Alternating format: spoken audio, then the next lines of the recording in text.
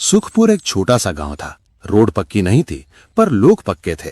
सुबह मंदिर की घंटी बजती, फिर लोग अपने काम पर लग जाते। किसी के पास ज्यादा पैसा नहीं था, पर गांव में एक चीज सबको सेम लगती थी, भूख।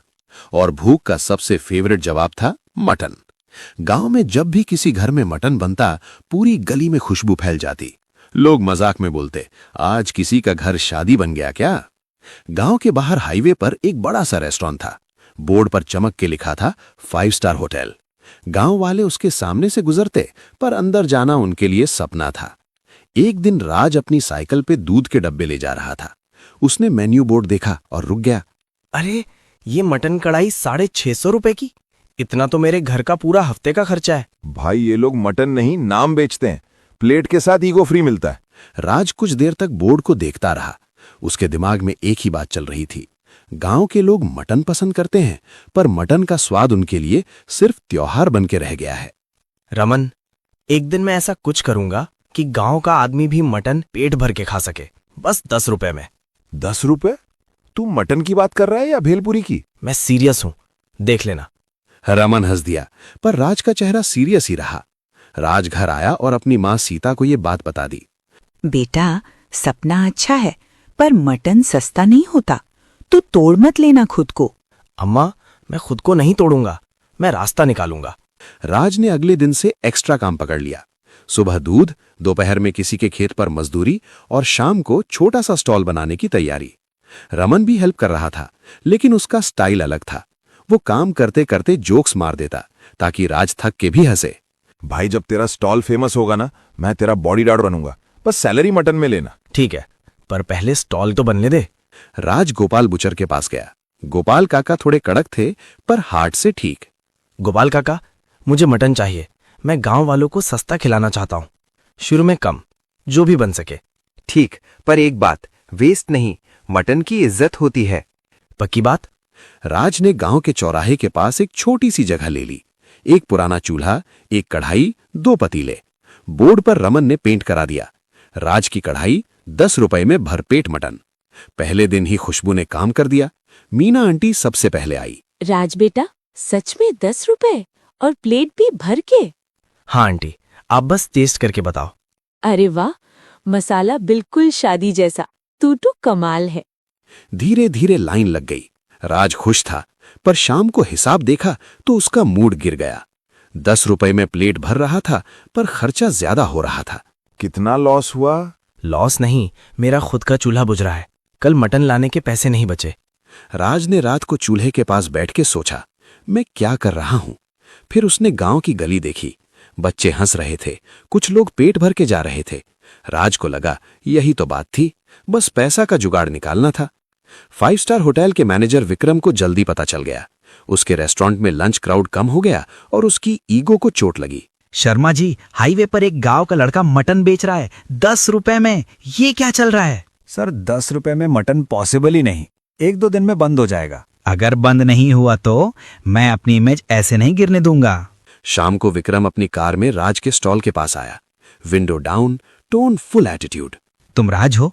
सुनो, ये स्टॉल बंद कर दो। लाइसेंस है तुम्हारे पास? सर, मैं अप्लाई कर रहा हूं, पर मैं बंद नहीं करूंगा। ज्यादा हीरो मत बनो। रूल नहीं फॉलो किया तो मैं कंप्लेंट कर दूंगा। सर, कंप्लेंट करने से पेट नहीं भरता, बस इतना बोल रहा हूँ। विक्रम ने रमन को घूरा, फिर कार लेके चला गया।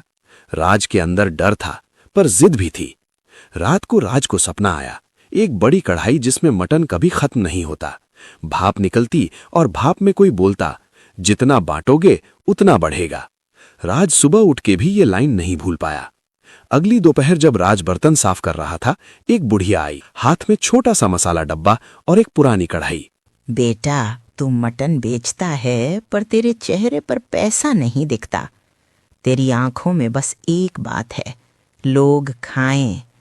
दादी, मैं ट्राई कर रहा हूं, पर खर्चा तू देख लेगा, पहले नीयत सही रख। दादी ने कढ़ाई राज के सामने रख दी। कढ़ाई का रंग काला था, पर अंदर से चमक थी। किनारे पर छोटे अक्षर खुदे थे। दादी, ये कढ़ाई स्पेशल है क्या? स्पेशल तब होती है जब हाथ और दिल दोनों साफ हों। इसमें पकाओगे तो खाना कम नहीं पड़ेगा, पर एक शर्त। कैसी शर्त? कभी लालच से मत पकाना और किसी भूखे को मना मत करना। 10 रुपए हो तो 10, नहीं हो तो भी प्लेट मिलेगी। राज ने कढ़ाई को चूल्हे पर रख दिया। उसने तेल डाला, प्याज भूना, फिर मसाला डब्बे से 1 चम्मच मसाला डाला। खुशबू एकदम अलग थी, तीखी नहीं, बस फुल घर जैसी। दादी बिना ज्यादा बात किए भीड़ में गायब हो गई। राज और रमन एक दूसरे को देखते रहे। उनको खुद पर भी हंसी आई और थोड़ा डर भी। शाम को लाइन लंबी थी। राज प्लेट देता जा रहा था। नॉर्मल कढ़ाई होती तो 20 प्लेट में खत्म, पर इस बार 20 के बाद भी मटन था। भाई ये कढ़ाई तो रुकी नहीं रही। मैं भी वही देख रहा हूं। हरी गांव का मजदूर शर्माते हुए आया। उसके पास पैसा नहीं था। राज भाई, आज काम नहीं मिला, 10 रुपए नहीं हैं। अरे यार कल आ जाना, आज लाइन बहुत है। नहीं रमन, भाई तू खा, कल हो सके तो दे देना, नहीं हुआ तो भी ठीक। हरी ने प्लेट ली और आंखों में आंसू आ गए। उसने बस इतना कहा, थैंक्स।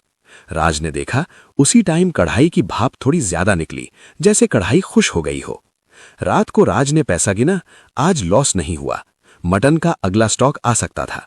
राज को समझ आया, जादू का मतलब अनलिमिटेड मटन नहीं, जादू का मतलब शेयर करना था। 2 दिन बाद विक्रम ने सच में कंप्लेंट कर दी। एक हेल्थ इंस्पेक्टर और कांस्टेबल स्टॉल पर आ गए। क्या बना रहे हो? लाइसेंस और क्लीनलीनेस दिखाइए। सर मैं साफ रखता हूं, लाइसेंस अप्लाई कर रहा हूं। अप्लाई से काम नहीं चलता, प्रूफ दिखाओ। इंस्पेक्टर ने स्टॉल देखा। इंस्पेक्टर को कुछ गलत नहीं मिला, पर रूल होता है।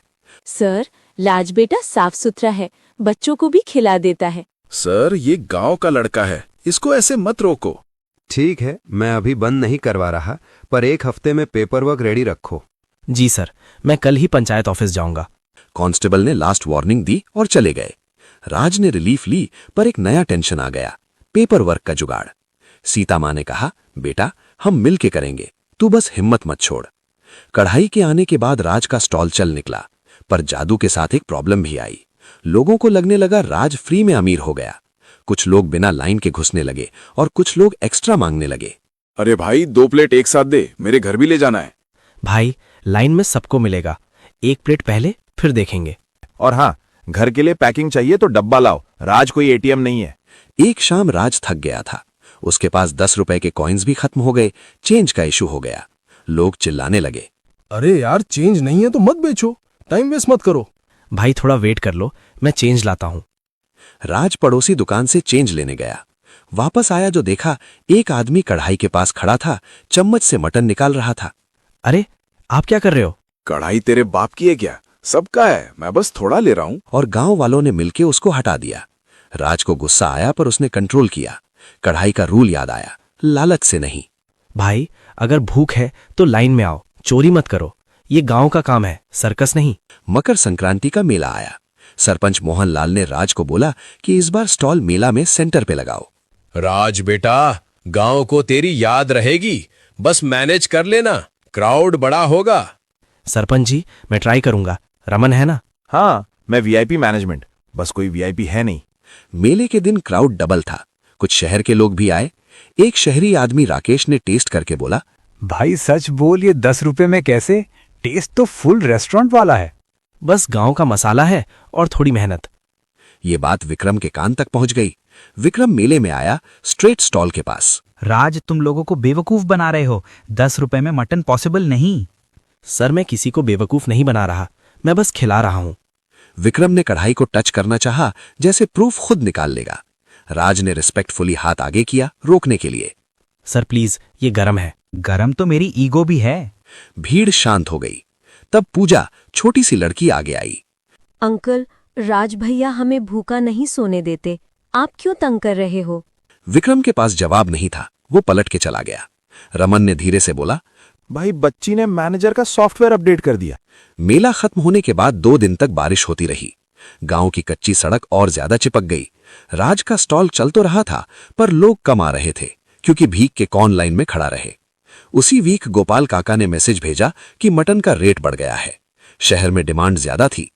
राज बेटा, आज का रेट थोड़ा टाइट है, मैं भी क्या करूं, बकरा महंगा आ रहा है। मैं समझ रहा हूं, आप बस इतना करो, जो पॉसिबल हो मुझे दे दो, मैं प्लेट कम कर दूंगा, पर बंद नहीं करूंगा। राज ने रमन से बात की। रमन का मूड बारिश की तरह थोड़ा ऑफ था। भाई प्लेट कम करेगा तो लोग बोलेंगे तू भी 5 स्टार बन गया। इसलिए मैं प्लेट कम नहीं कर रहा, मैं बस आज मटन थोड़ा कम ला रहा हूं, प्लेट सेम रहेगी। देखते हैं। राज को अंदर से डर था कि कहीं जादू फेल ना हो जाए। एक दिन पूजा की मां सुनीता स्टॉल पर आई। उसके चेहरे पर टेंशन थी। सुनीता, क्या हुआ? तू इतनी परेशान क्यों है? आंटी, मम्मी को बुखार है। डॉक्टर ने बोला है कि खाना टाइम पे दो। राज ने तुरंत सुनीता के लिए गरम प्लेट पैक कर दी। उसने एक्स्ट्रा ग्रेवी भी दी, बिना कुछ बोले। बेटा, तू अपना खाना भी तो खा ले।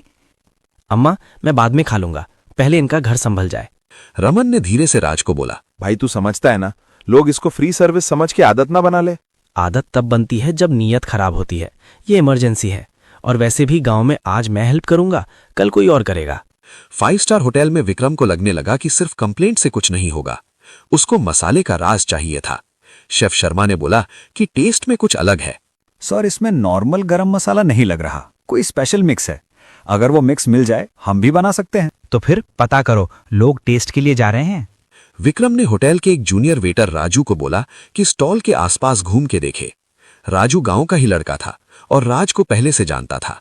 राजू, बस देख क्या करता है, कौन सा मसाला, ज्यादा हीरो मत बन। राजू स्टॉल पर आया। उसने राज को देख के ऑकवर्ड स्माइल दी। राजू, तू यहाँ मटन खाएगा? नहीं भाई, मैं तो बस ऐसे ही, मैनेजर ने बोला था देख के आओ। राज को समझ आ गया।